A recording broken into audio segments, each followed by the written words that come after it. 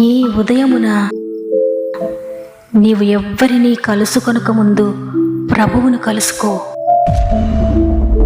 నీవు ఎవ్వరినీ చూడకముందు ప్రభువును చూడు. నీవు ఎవ్వరితో మాట్లాడకముందు ప్రభువుతో మాట్లాడు. నీవు దేనిని వెదకకముందు ఆయన రాజ్యమును నీతిని వెదకు.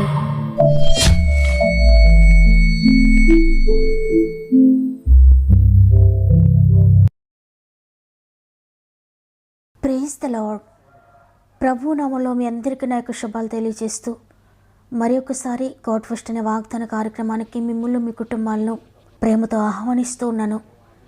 ఈ ఉదయాన్నే మీరంతా ఎలా ఉన్నారో ప్రియ దేవుని బిడ్డలారా, ఆత్మీయంగా, శారీరకంగా, మానసికంగా మీరంతా దేవుని మాటను బట్టి బలపడుతున్నారని విశ్వసిస్తూ ఉన్నాను.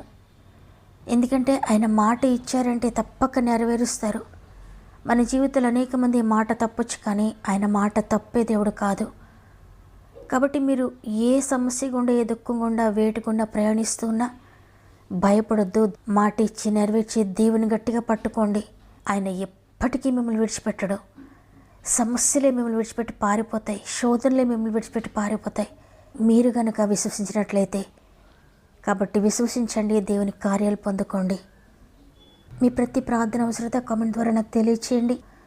దేవుని హృదయంలో పెట్టిన భారమును బట్టి మీ అందరి కొరకు ప్రార్థిస్తున్నాను. అయితే మీరు దేవునికి దగ్గరగా ఉండండి, మీరు దేవునితో సమాధాన పడండి, మీరు ప్రార్థనలో పోరాడండి. దేవుడు మీ ప్రార్థన కొరకు, మీ సమర్పణ కొరకు ఎదురు చూస్తున్నాడు. విశ్వాసంతో చివరి ప్రార్థనలో ఏకీభవించండి. మీ అందరి కొరకు నేను ప్రార్థించబోతున్నాను. సంఘము ప్రార్థించగా సంఖ్యలు తెగిపోయినట్లుగా మనందరం కలిసి సమస్యలో ఉన్న వారందరి కొరకు ప్రార్థించేద్దాం. నాతో ప్రార్థనలో ఏకీభవించండి. దేవుని శక్తిని, ఆయన కార్యాలను పొందుకోండి. సమస్త మహిమ, ఘనత, ప్రభావములు దేవునికి చెల్లునుగాక. ఈరోజు దేవుడు మనకు అనుగ్రహిస్తున్న శ్రేష్టమైన వాగ్దానం హెబ్రీయులకు రాసిన పత్రిక 11వ అధ్యాయము 11వ వచనము. విశ్వాసమును బట్టి శారాయు వాగ్దానం చేసిన వాడు నమ్మదగిన వాడని ఎంచుకొనెను గనుక తాను వయసు గతించినదైనను గర్భము ధరించుటకు శక్తి పొందెను. ఆమేన్.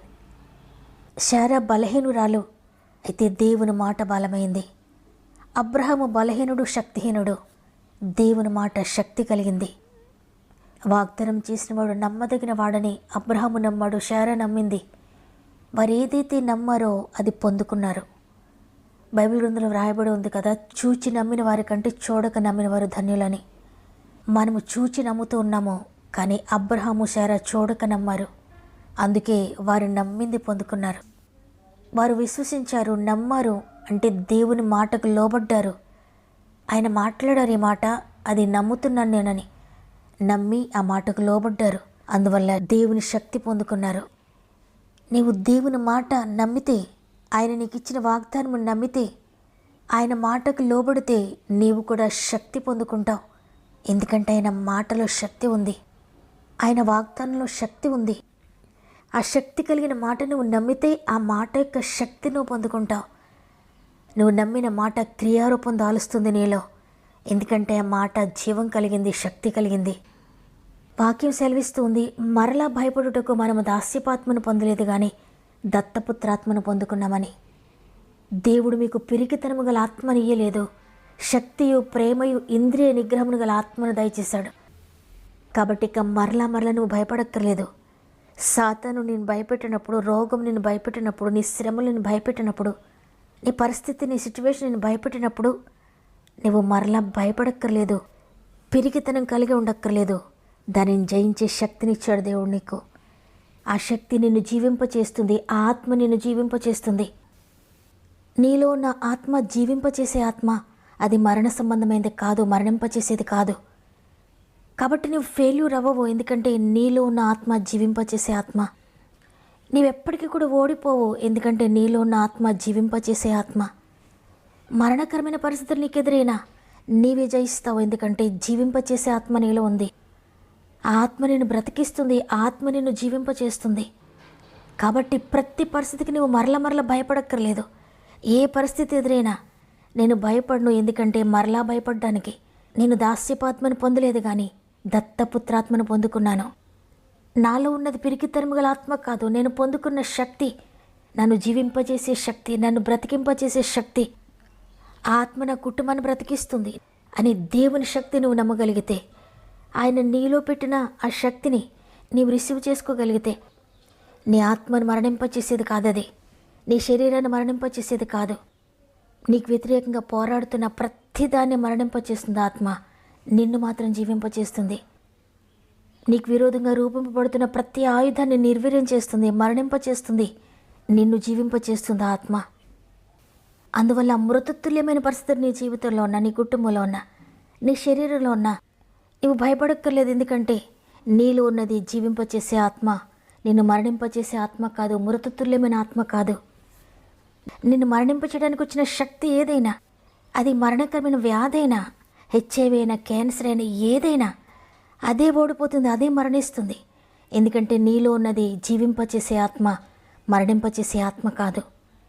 నీ గర్భం మృతతుల్యం అయిపోయినా, నీ శరీరం మృతతుల్యం అయిపోయినా నీవు భయపడక్కర్లేదు. ఎందుకంటే నీలో ఉన్న ఆత్మ జీవింపచేసే ఆత్మ నీ గర్భాన్ని తిరిగి జీవింపచేస్తుంది, నీ శరీరాన్ని తిరిగి జీవింపచేస్తుంది.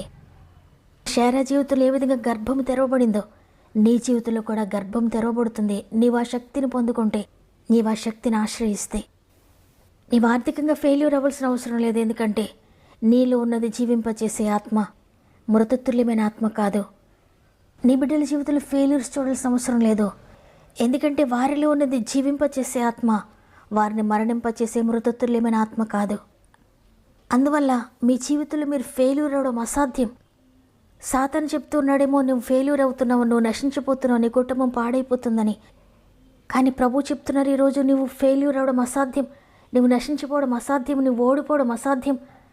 ఎందుకంటే నీలో ఉన్నది జీవింపచేసే ఆత్మ, నిన్ను బ్రతికించే ఆత్మ నీలో ఉంది, మరణ సంబంధమైన ఆత్మ నీలో లేదు.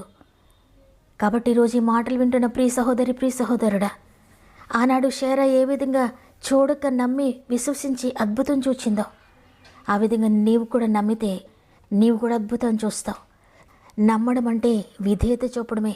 నీవు గనుక ఆయన మాటను నమ్మితే, ఆయన ఇచ్చిన వాగ్దానాన్ని నమ్మితే, దేవుడు గొప్పవాడు, ఆయన నా జీవితంలో తప్పక జరిగిస్తాడు, జరిగించడానికి ఆయన సమర్థుడని నీవు ఆ వాగ్దానానికి విధేయత చూపిస్తావు, ఆ మాటకు విధేయత చూపిస్తావు. చూడక నమ్మిన వారు ధన్యులు అన్నట్లుగా నీవు కూడా చూడకుండానే విశ్వసించి దేవుని మాటకు విధేయత చూపిస్తే నీవు కూడా ధన్యుడు అయిపోతావు, నీవు కూడా ధన్యురాలు అయిపోతావు. కాబట్టి ఈరోజు నీ పరిస్థితిని బట్టి భయపడొద్దు. నీ పరిస్థితి చాలా భయంకరమైంది. నీ పరిస్థితి నేను మరణింపచేయడానికే వచ్చి ఉండొచ్చు, నీ పరిస్థితి నేను నశింపచేయడానికే వచ్చి ఉండొచ్చు, నీ వ్యాధి నేను నశింపచేయడానికే వచ్చి ఉండొచ్చు, నీ ఆర్థిక బంధకాలు నీ కుటుంబాన్ని రోయించడానికే వచ్చి ఉండొచ్చు. నీ శోధన, నీ శ్రమ, నువ్వు ఎదుర్కొంటున్న ప్రతిదీ కూడా నీ కుటుంబాన్ని పాడు చేయడానికి, నిన్ను లేకుండా చేయడానికి, నిన్ను నశింపచేయడానికే వచ్చి ఉండొచ్చు. అయితే నీవు దేవుని మాటను విశ్వసించి ఆయన ఇచ్చిన వాగ్దానాన్ని పట్టుకొని ఆ మాటను నమ్మి ఆ మాటకు విధేయత చూపిస్తే నీవు దేవుని శక్తి పొందుకుంటా. ఆ మాటలో శక్తి ఉంది, ఆ శక్తి నిన్ను జీవింపచేస్తుంది, జీవింపచేసే శక్తి అది. కాబట్టి జీవింపచేసే ఆత్మకు లోబడండి, ఆత్మను ఆహ్వానించుకోండి. ఆ శక్తిని పొందుకోవడానికి మిమ్మల్ని మీరు సిద్ధపరచుకోండి. తండ్రి, ఆ శక్తి నాకు కావాలయ్యా, పైనుండి శక్తి కొరకు నేను ఎదురు చూస్తున్నానని దేవుని శక్తి కొరకు ఎదురు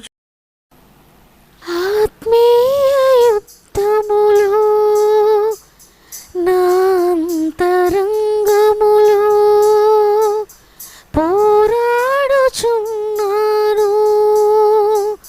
పరుగెత్తుచున్నాను. ఆత్మీయ యుద్ధములో నా అంతరంగములో పోరాడుచున్నాను, పరుగెత్తుచున్నాను. ఓటమిని నేను ఇక కోరనయ్యా, జయ జీవితమునే దయచేయుమయ్యా నా యేసురాజా. నీ సన్నిధానంలో నేనుందు నిశ్చయమే కలకాలమయ్యా, నేనుందు నిశ్చయమే కలకాలమయ్యా నా యేసురాజా, నీ సన్నిధానంలో నేనుందు నిశ్చయమే కలకాలమయ్యా, నేనుందు నిశ్చయమే కలకాలమయ్యా. తండ్రి నీకు వందనాలు, పరిశుద్ధాత్ముడి నీకు వందనాలు, సర్వశక్తి కలిగిన దేవ నీకు వందనాలు, జీవింపచేసే ఆత్మ నీకు వందనాలు, మృతులను సజీవులుగా చేసే ఆత్మ నీకు వందనాలు. ఈ ఉదయాన్ని మరి ఒక్కసారి మాతో మాట్లాడినందుకు వందనాలు తండ్రి. మృతతుల్యమైన పరిస్థితులతో నీవు ఉండాల్సిన అవసరం లేదు. నా మాటని నమ్మితే నువ్వు శక్తి పొందుకుంటావని వాగ్దానం చేశారు. అవునయ్యా, ఆనాడు శారా అబ్రహాములు ఏ విధంగా నమ్మి మృతతుల్యమైన పరిస్థితుల్లో కూడా నేను విశ్వసించి ఏ విధంగా తిరిగి జీవింపచేయబడ్డానికి శక్తి పొందుకున్నారో, అదేవిధంగా ఈరోజు మృతతుల్యమైన పరిస్థితులు గుండా ఎంతమంది ప్రయాణిస్తున్నారో, మరణకరమైన పరిస్థితులు గుండా ఎంతమంది ప్రయాణిస్తున్నారో, నీ జీవింపచేసే ఆత్మతో నింపిన ప్రతి ఒక్కరిని మృతతుల్యమైన పరిస్థితులన్నింటినీ కొట్టివేసి జీవింపచేసే శక్తితో నింపుతున్నారని నమ్ముతున్నాను. అదేవిధంగా ఎంతమంది అయితే వారి ప్రార్థన అవసరం తెలియజేస్తున్నారో పేరు పేరు చెప్పిన ప్రతి ఒక్కరిని నీ చేతులు పెడుతున్నానయ్యా. వారి పరిస్థితి ఎంత భయంకరమైందైనా ఆత్మీయంగా పడిపోయిన వారిని లేవనెత్తండయ్యా. ఎంతమంది పాపంలో శాపంలో మరణకరమైన పరిస్థితులు గుండా వెళుతున్నారో, వ్యసనాలు గుండా వెళుతున్నారో ప్రతి ఒక్కరికి విడుదల దయచేస్తున్నందుకు వందనాలు. ఎంతమంది తన ఆరోగ్యంతో మరణశైపోయినారో ఇప్పుడే ప్రతి ఒక్కరిని తాకినందుకు, మృతులను సజీవులుగా చేసే ఆత్మతో వారిని నింపి జీవింపచేస్తున్నందుకు వందనాలు చెల్లిస్తున్నానయ్యా. ఎంతమంది ఆర్థిక బంధకాలతో నలిగిపోతున్నారో, అప్పులతో నలిగిపోతున్నారో, ఇతరుల చేతిలో ధనాన్ని నష్టపోయి మోసపోయి ఎంతమంది దుఃఖంతో ఉన్నారో, పరిశుద్ధాత్ముడ ఇప్పుడే ప్రతి ఒక్కరిని ముట్టినందుకు, ప్రతి జీవితంలో మీరు అద్భుతాన్ని చేస్తున్నందుకు వందనాలు. వ్యాపారాన్ని అభివృద్ధి చేయండి, వ్యవసాయాన్ని అభివృద్ధి చేయండి, ఆయన పాడి పంటలను దీవించండి, చేతి పనులను దీవించండి. డ్రైవింగ్ చేసిన బిడ్డలందరికీ తోడయండి, మీరు డ్రైవర్గా ఉండి నడిపించండి. కోర్టు కేసుతో నలిగిపోతున్న వారికి, అన్యాయం పొందుతున్న వారికి న్యాయం జరిగించండి తండ్రి. ఉద్యోగ సమస్యలతో నలిగిపోతున్న ప్రతి బిడ్డ జీవితంలో అద్భుతాలు జరిగిస్తున్నందుకు వందనాలు. ట్రాన్స్ఫర్ కోసం ఎదురు చూస్తున్న బిడ్డల జీవితాలు అద్భుతం చేసినందుకు వందనాలు. ప్రమోషన్ కొరకు ఎదురు చూస్తున్న బిడ్డలకు అద్భుతం చేసినందుకు వందనాలు. ఉద్యోగుల కొరకు ఎదురు చూస్తున్న బిడ్డల జీవితాలు అద్భుతం చేసినందుకు వందనాలు. గర్భఫలం కొరకు ఎదురు చూస్తున్న బిడ్డల జీవితాలు, వారి గర్భం ఒకవేళ మృతతుల్యమైపోయినా జీవింపచేసే ఆత్మతో మీరు నింపి అద్భుతం చేస్తున్నందుకు వందనాలు. వివాహాలు జరగక ఎంతమంది ఓడిపోయిన స్థితిలో దుఃఖంతో ఉన్నారో అద్భుతం చేస్తున్నందుకు వందనాలు తండ్రి. మరి ముఖ్యంగా ఎగ్జామ్స్ రాసిన బిడ్డలందరినీ చేతులు పెడుతున్నాను. నీట్ ఎగ్జామ్ కొరకు, ఎంసెట్ ఎగ్జామ్ కొరకు ప్రిపేర్ అవుతున్న బిడ్డలందరినీ కూడా నీ గాయపడిన చేతులకు అప్పగిస్తున్నానయ్యా. వారి జ్ఞానం కాదు, నీ జ్ఞానాత్మతో నింపి నడిపిస్తున్నందుకు వందనాలు చెల్లిస్తున్నాను.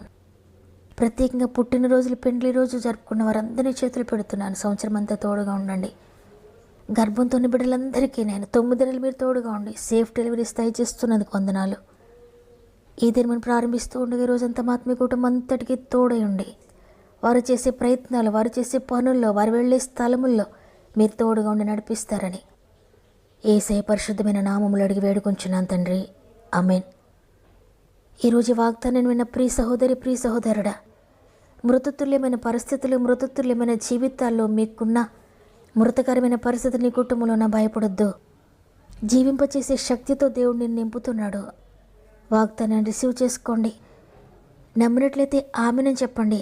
ఆమెనని వాడు కూడా ఆమెను అనబోతున్నారు. ప్రతిరోజు వాగ్దానాన్ని వింటూ, వాగ్దానం లైక్ చేస్తూ, అనేక మందికి షేర్ చేస్తూ వాక్య పరిచయలో పాల్పొందుతున్న మిమ్ములను, మీ కుటుంబాలను దేవుడు అత్యధికంగా దీవించి ఆశీర్వదించునుగాక. దేవుని చిత్తమైతే తిరిగి రేపు అందరం కలిసి ఆయనను స్తుతిందాం. అంతవరకు ప్రభు మీకు, మీ కుటుంబాలకు తోడుండి నడిపించునుగాక. God bless you.